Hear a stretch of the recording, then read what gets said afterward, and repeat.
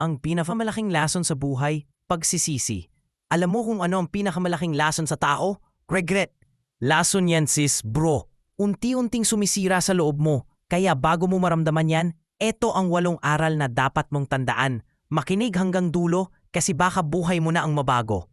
Subscribe, share, and follow kung sawa ka ng magsisi. 1. Tigilan mo ang paghintay ng perfect timing. Walang tamang oras para magsimula, kundi ngayon mismo. Habang naghihintay ka, may ibang gumagalaw na ng tahimik. Kaya kahit natatakot ka, simulan mo pa rin agad. Ang taong kumikilos yun ang nauuna sa laban. Huwag mong hayaang maunahan ka ng sariling takot. 2. Tumigil ka sa kakareklamo. Walang nakikinig sa reklamo mo. Kahit gaano ka kaingay, akala mo may pake sila pero nagpe-pretend lang yan. Ang mundo ay walang awa sa mahina at tamad. Kaya tumigil sa drama at simula ng aksyon. Action ang tunay na antidote sa frustration at regret. 3. Tigilan mo ang kakahanap ng validation. Hindi mo kailangang aprubahan ng lahat ng ginagawa mo.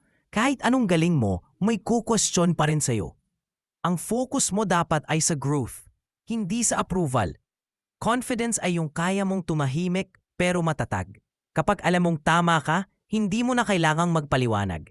4. Pasayahin mo muna ang sarili mo. Huwag mong hintayin na may ibang magpuno ng kulang mo. Kasi kung hindi ka buo mag-isa, magiging empty ka rin. Happiness ay trabaho mo, hindi responsibilidad ng iba. Kapag masaya ka sa loob, kumakalat yan sa paligid. Ang peace of mind mo ang magsisimula ng tunay na joy. 5. Tigilan mo ang kaka-excuse. Walang excuse na makakapagpabago ng direksyon ng buhay mo. Kung may nakagawa na, ibig sabihin kaya mo ring gawin. Ang problema lang, mas madalas kang nagre-reklamo kaysa kumikilos. Maging honest ka, baka tinatamad ka lang talaga. Disiplina ang tunay na susi sa kahit anong success. 6. Piliin mong matuto kaysa umasa.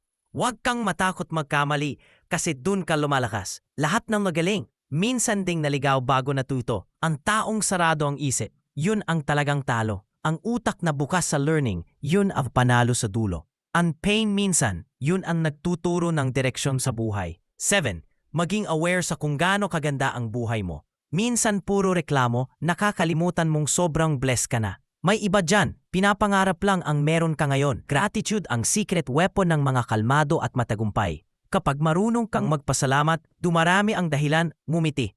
Peace, nagsisimula kapag marunong kang tumingin sa kabutihan. 8. Tandaan, mas mahalaga kung paano mo kinikita ang pera. Hindi lahat ng malaki ang kita ay masaya sa loob. Pag madumi ang paraan, kaluluwa mo ang tunay na lugi.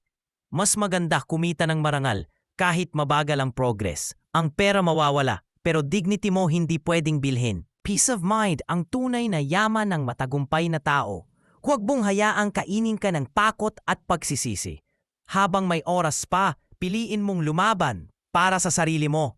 Lahat ng pagbabago nagsisimula sa desisyon ay kumilos na yon. Kahit mahirap, mas masakit yung manatiling wala kang ginawa. Ang tunay na kalayaan ay yung wala kang pinagsisisihan sa dulo. Kaya bago mo isara tong video, subscribe, share, and follow para sabay tayong lumakas.